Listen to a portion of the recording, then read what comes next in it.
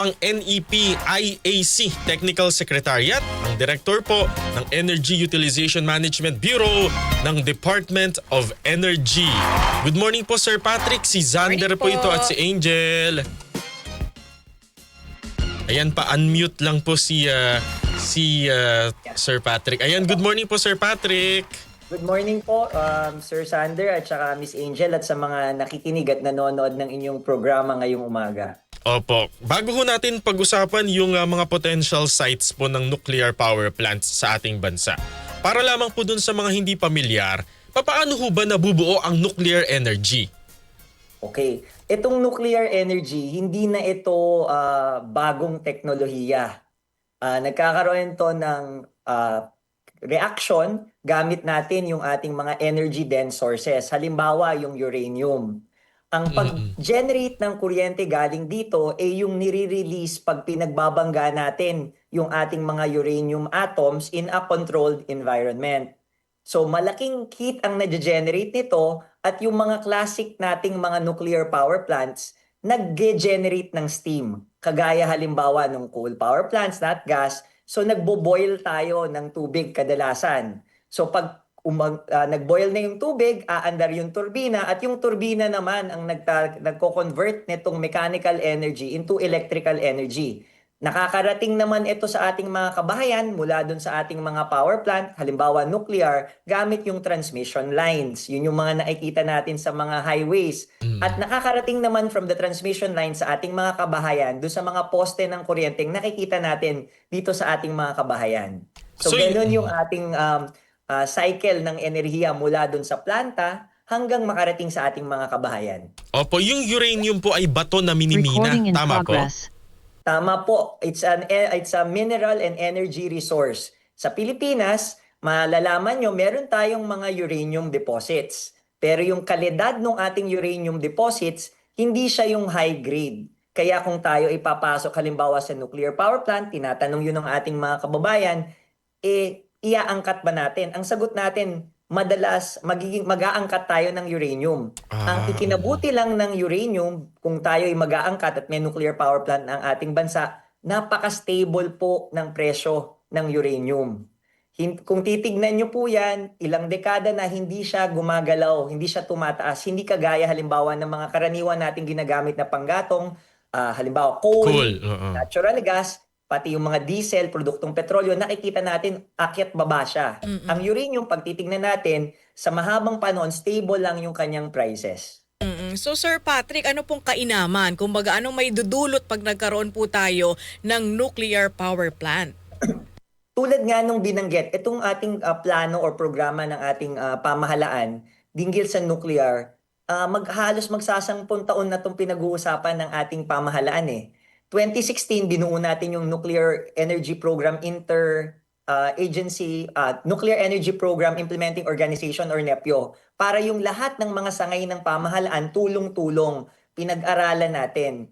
At nung 2020 at 2022, pinaligting to, pinalakas to. Ito nga yung Nuclear Energy Program Interagency Committee na naglalayo na kung tayo ay magdidesisyon sang-ayon ng ating mga kababayan doon sa lugar na paglalagyan nito, lahat ng kinakailangan natin, mapa-scientifico, mapa-safety, mapa-batas, in place na. So, sa bahagi naman ng ating Department of Energy, dun sa ating pinakabagong Philippine Energy Plan 2023-2050, naglaan na tayo ng puwang sa pagpasok ng nuclear energy. Tinitignan natin kung lahat mag-a-align, 1,200 megawatts sa 2032, may karagdagang 1,200 megawatts sa 2035 at 2,400 megawatts sa 2040 at matagal pa. Bakit ang nuclear ay pinupush ng ating DOE at sinasabi natin sa mga kababayan natin, pag-isipang maigi? Base sa ating energy mix or power requirements, bagaman nakalagay sa ating plano na ang ating share ng renewable energy ay aabot ng 35% ng ating power generation mix, pinagkukuhanan ng kuryente na bago matapos itong dekada sa 2030, at by 2040, gigit 50% yung ating target, meron pa ring naiiwang bahagi or 50% na saan natin kukunin. Ang ikinabuti ng ating nuclear, low carbon option siya. Nangangahulugan siya, mababa ang kanyang emission at magko-complement siya or katulong siya ng renewable energy. Ang renewable energy, alam naman natin, may variability siya. Base siya kung may araw, base siya kung may hangin. Ang ating nuclear, stable lang siya. Tumatakbo siya ng 24/7. So ang ating mensahe sa ating mga kababayan, sa mga nakikinig, hindi magkakompetensya ang renewable energy at ang nuclear. Bagamat nagtutulungan sila. So magko-complement sila at yun ang ating mensahe sa ating mga kababayan na sana maging bukas tayo sa posibleng pagpasok ng nuclear sa ating power generation mix. Opo, saan po yung mga lugar na natukoy po ng DOE, sir, na posibleng pagtayuan ng mga nuclear power plant sites? Kagaya nung nabanggit na ito, na itanong na ito nung hearing sa ibang batas na kailangan rin natin para mas safe yung ating operation ng any nuclear power plant, may mga locations tayo sa probinsya ng Bataan, kung nasaan yung existing nating BNPP, may iba pang lokasyon rin sa Bataan bukod sa BNPP na posible. Sinabi rin natin na merong lugar sa ating Pangasinan, Camarines Norte, Palawan at Masbate. Kasi ang takot po dahil nga itong Bataan Nuclear Power Plant, Sir Patrick, matagal nang hindi ginagamit. Kung sakasakali, safe pa po ba ito? Kasi yung mga gamit po dyan, baka nabulok na, kinalawang, naluma na ng panahon. Yung ang kinabuti nga ng ating pamahalaan, talagang maigting na pinag-aaralan to. May inaasahan tayong feasibility or detailed study na papasok sa susunod na buwan. Natitignan yung kanyang technical and economic viability. So ang lalabas doon, ang sabi nga ng ating kalihim, si Kalihim Sharon S. Garin, na pag lumabas yung study, malalaman natin, pwede ba natin itong patakbuhin? Kaya pa ba siyang patakbuhin? Kung kayang patakbuhin, magkano? Worth it ba na patakbuhin natin? Baka mas mainam mga gumawa nilang tayo ng bagong planta. At uulitin natin, ang pag-ooperate ng planta sa isang lokasyon, kailangan may suporta ng ating mga komunidad. Kaya walang lokasyon na paglalagyan ng planta at sinabi ko na rin ito sa mga hearing, kapag ka ang isang lugar ay hindi pumayag sa pagpasok ng nuclear, halimbawa, hindi po tayo mabebentahan ng teknolohiya. Kasi isa po yun sa isang napaka-importanting pillar at requirement ng ating International Atomic Energy Agency na yung lugar na paglalagyan ng planta, yung komunidad ay umuoo o umaayon.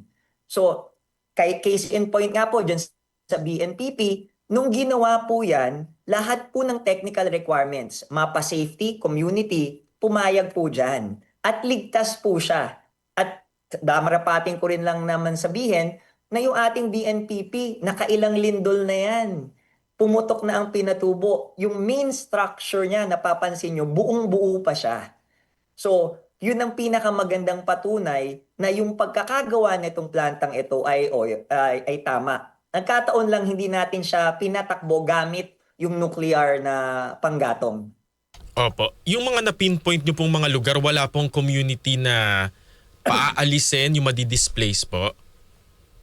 Dun sa ating, for example, for DNPP, syempre, may exclusion zone na yan eh. So, nabili na yan ng pamahalaan. Dun sa ibang mga sites na nabanggit ko, patuloy yung pag-aaral na ginagawa at hindi pa naman determinado kung yun ang paglalagyan eh. The moment merong decision doon, syempre yung mga maapektuhang komunidad, kung may mga kailangang i-relocate or bilhin ng mga ari-arian or properties, gagawin po yun ng ating proponent. Akala ko po, Sir Patrick, naisip ko lang kanina na since ito yung na-pinpoint, mayaman sa sa uranium yung lugar, hindi pala. Parang I thought doon siya miminahin. Hindi pala. Po. Opo, ang basihan natin dun sa mga sites, meron tayong mga pribadong sektor at may mga communities na nagsabi na tignan nyo nga, parang gusto naming magkaroon ng nuclear power plant dito. So ang ginawa ng ating DOE bilang head ng ating NEP-IAC, lahat ng ahensyang involved, pinasadahan namin siya, may desktop evaluation at may on-site evaluation. Kasama natin yung PhilVox, kasama natin yung DOH, kasama natin yung Pag-asa at iba't iba pang ahensya. Tinignan natin, lulusot ba ito dun sa requirements ng ating International Atomic Energy Agency? Mataas ba yung kanyang elevation? Meron ba siyang source of water? Meron bang other hazards? Malapit ba ito sa fault line? Pag may fault line ba, ano yung tsunami risk niya? Lahat yun napag-aralan na. So yung mga nabanggit kong general locations, lahat yun lumusot na. Pumasa na siya doon sa ganong requirement. Ang naiiwan na nga lang doon, tulad ng nabanggit nyo, Sir Sander, yung identification ng pag-aari ng lupa, yung community engagement. Pero at this point in time, tulad nga ng binanggit ko sa Senado, wala pa po tayong talagang na specific na lokasyon na dito gagawin halimbawa ang panibagong nuclear power plant sa ating bansa. Wala pa po tayo doon. Sir Patrick, ang agam-agam kasi na ating mga kababayan syempre yung Chernobyl, tsaka yung sa Japan. Sa mga pelikula kasi. Oo, na parang pag nangyari kasi yan dito, parang mabubura sa mapa. Paano po natin pinaghandaan, Meron na po ba tayong disaster preparedness sa kasakali po, na magkaroon ng nuclear-related emergency? Okay. Yung doon sa mga agam-agam ng ating mga kababayan pagdating dyan sa safety, kung titignan po natin, yung Chernobyl, design po siya. Wala pong containment dome yung design nung galing sa Russia nung panahon na yon. Kaya ang natutunan natin, kada merong nagiging aksidente sa nuclear, may natututunan tayo. So ang natutunan natin dun sa Chernobyl, dapat kailangan merong protective dome. Kaya yun yung mga nakikita nyo, yung disenyo, yung makakapal na semento na parang sa cartoon na familiar tayo. Ano ang natutunan natin dun sa Fukushima? Ang Fukushima ang nagsabi sa atin na kailangan yung ating backup systems na nagpapa-cool down, nagsha-shutdown ng planta patapos ang lindol, dapat mataas siya. Ito yung lilinawin natin, hindi nagkaroon ng meltdown ang Fukushima dahil nag-fail yung system ng planta. Nung lumindol sa Japan, ilang dosenang planta yon, lahat yon nag-shutdown, wala kang naging issue. Anong kinamalas natin dun sa Fukushima? Nagkataon kung nasaan yung ating cooling systems, yung diesel backup niya, ang elevation niya, yung height niya, inabot ng tsunami. Pag nagsha-shutdown ng planta ng nuclear, hindi na gumagana yung nuclear. Kailangan niya ng ibang cooling source. Yun yung sa diesel, inabot ng tsunami. Kaya anong lesson natin yun? Lahat ng bagong planta, kailangan ng elevation ng backup systems higher than Sa 12 dagat. meters. Yes. Pag may tsunami risk, dapat higher than 12 meters siya. Kasi tulad nga ng binanggit ko, ulitin ko nung nagkaroon ng lindol sa Japan, dose-dose ng planta ng nuclear, sabay-sabay yung nag-shutdown. Nagkataon lang yung sa Fukushima, inabot yung backup systems ng cooling nung tsunami. Kung hindi, nag-shutdown yung planta, kagaya nung ibang dosena na planta doon sa Japan, walang naging incident.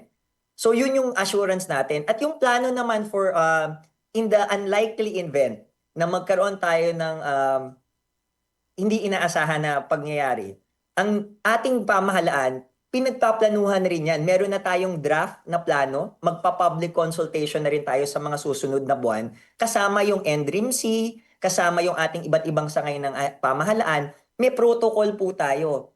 At kung meron lang po ako maiiwan sa mga may agam-agam dito sa nuclear, kung titignan po natin magmula nag-operate itong halos mag-iisang century na ang nuclear, ang likelihood po ng mga taong namatay dahil sa isang nuclear accident, mababa po kung ikukumpara nyo halimbawa sa pagsisigarilyo, pagsakay sa eroplano, Correct. pagsakay sa kotse. So medyo lang nakakatakot siya, pero right now as we speak, ang dami po, daang-daang planta ng nuclear ang tumatakbo in a safe manner dahil nga lahat ng mga hindi nating inaasahang nangyari na nabanggit nyo, may natutunan tayo at lalong mas pinaiigting natin yung safety, safeguard at security dito sa mga pasilidad na ito.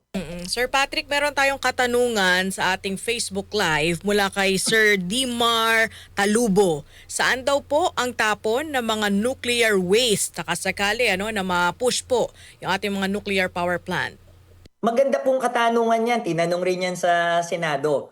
Yung determinasyon po nung lokasyon, kung saan yung final location ng ating waste. Sa buong mundo, katgaya nung binanggit ko sa Senado, iisang bansa pa lang yung merong final repository na lahat ng nuclear waste nila, doon nila itatago. Yun ang Finland.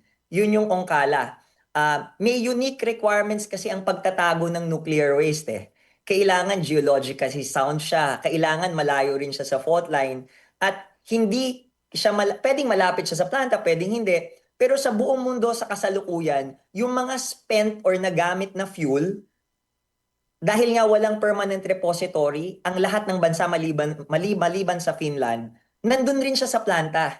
Yun yung nabanggit sa diskusyon na pagka lumamig na yung ating radioactive waste, ilalagay siya sa isang container na semento, ang kanyang intermediate location within the secured facility ng planta. At lahat, maliban dun sa facility nga sa Finland, lahat ng nuclear waste mula sa planta, nandun ngayon sa mga paligid rin in a secured environment ng ating nuclear power plant.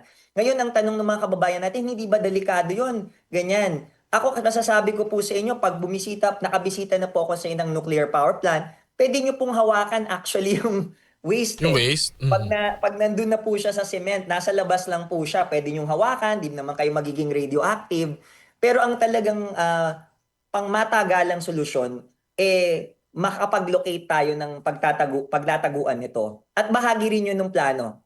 Kung mamarapati nyo lang, meron na rin po tayong updated na batas hinggil sa nuclear. Ito po yung Republic Act 12305 na nagtatatag ng isang independent na Philippine Atomic Energy Agency or PhilAtom. Yung PhilAtom po, hindi yan attached sa DOE, hindi po yan attached sa DOST. Independent po siya, naka-lodge po siya sa Office of the President, na kung sabihin po ng PhilAtom, kung meron po tayong nuclear power plant, hindi na yan safe, itigil nyo yung operasyon, masusunod po siya. Para ang konsiderasyon lang po, kaya natin ginawa yung PhilAtom, ang focus lang po ng PhilAtom, safety, security, safeguard. Wala na pong iba. So kapag nasa punto po tayong may nuclear power plant at na-determine po ng ating PhilAtom na may kakulangan, kailangan pa unahin to, ayusin ito, may kakayahan po siya. Kahit gusto po ng DOE patakbuhin yan, hindi po. Kahit gusto ng pribadong patakbuhin yan, hindi po. Dahil nga may PhilAtom na tayo, pag sinabi po ng PhilAtom at ang mga eksperto nito na hindi pwede, kailangan ayusin nyo ito, hindi po tatakbo yung planta. Opo. Assuming na meron na po tayong nuclear power plant, ano po ang magiging effect po nito sa ating mga consumer? Ang epekto po ng nuclear power plant, may mga tao kasi nagsasabi na bababa yung presyo. May posibilidad. Ganun ko nilang po sasagutin yung katanungan. Kung ifa-factor in po natin yung long-term cost ng ating planta, ang pinakamaganda pong bentahe ng ating nuclear power plant is stable po siya, base load na kuryente siya. Mas magiging katuwang siya sa pagpasok ng mas madaming renewable energy. Kagaya po ng solar, kagaya po ng wind na variable. Yung po yung pinakamahalagang maitutulong ng ating nuclear kung mamarapatin po ng mga komodidad na paglalagyan nito na pagpamasok ito sa ating bansa.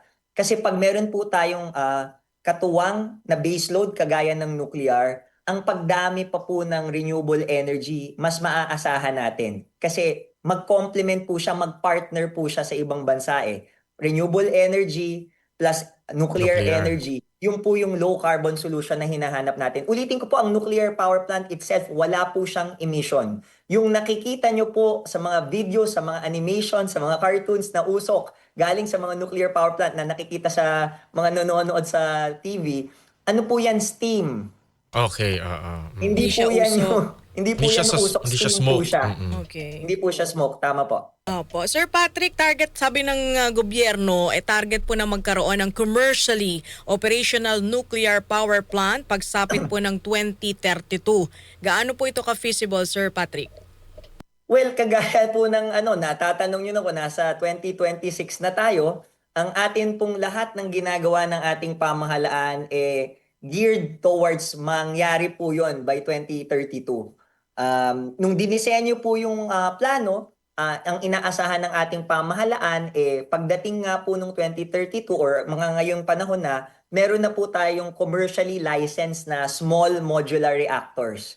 Ito po yung mga tipo na pinakabagong mga nuclear power plants na maliliit lang po siya.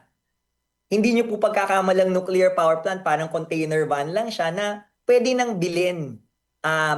Unfortunately, wala pa po tayong commercially available nun eh. So, may posibilidad po na mag-slide tayo ng konti. Pero, ang ultimately po ang kailangang mangyari ay yung decision po ng ating pribadong sektor.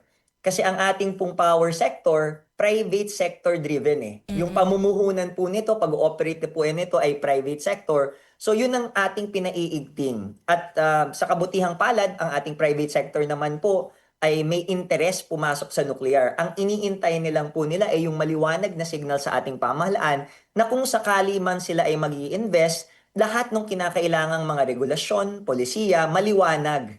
Kasi tandaan po natin na isang nuclear power project, hindi po yan biglaan. Medyo pang matagalan po yan. May almost 1 decade rin ang aabutin yan from conceptualization, execution, and At yun po yung ginagawa at nilalatag ng ating pamahalaan sa kasalukuyan. At in line with that, meron na po ba mga dayuhang kumpanya, mga bansa ang nakikipag-usap na po sa DOE para nga po sa posible na nuclear investment?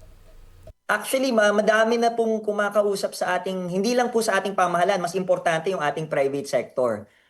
Yung mga malalaking bansa na may experience sa nuclear, babanggitin ko lang to in no particular order kung ano lang po yung maalala ko. Opo.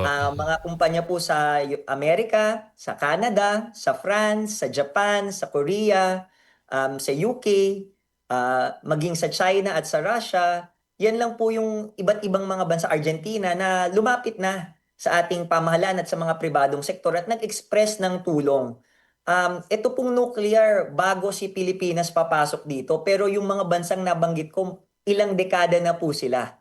At kagaya ng paulit-ulit nating sinasabi, nasa benepisyo ng lahat ng bansa na kung tayo man ay papasok sa nuclear, handa ang Pilipinas. So ang assurance natin sa ating mga kababayan, kung pumayag po ang inyong komunidad sa magkaroon ng nuclear power plant, at umabot po tayo sa puntong na-construct ito at mag-ooperate na ito, ang pinakamahalagang ebidensya na natutupad natin yung kailangang requirements, yung nabentahan tayo at nabigyan tayo ng panggatong. Kasi ang nuclear po, hindi lang Pilipinas lang yan eh.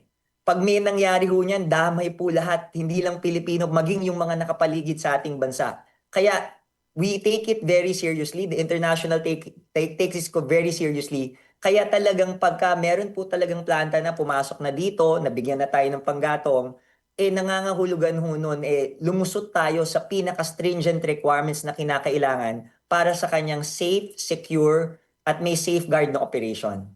Opo. Sir Patrick, may pahabol na question lang po from Texter 9874. Hello, question po. Kung magiging operational na po ba yung Bataan Nuclear Power Plant, under ownership ba siya ng government o ng private company? Tataas ba ang singil sa kuryente sa amin dahil assuming na mas mataas ang maintenance? Thank you. Opo. Yung liwanagin lang natin yung pagpapatakbo ng nuclear power plant sa kasalukuyan nga pong framework ng ating batas. Pribado po ang gumagawa. Ang pamahalaan po natin maliban sa mga off-grid areas, wala na po tayo sa negosyo ng pagninegosyo at paggagawa, pagbebenta at pagge-generate ng kuryente. Ngayon po, pagdating sa operation, pag tinignan natin yung pangkalahatang buhay ng planta, ang mga nuclear power plants po, ang buhay niya, ang original license niya, 40 years.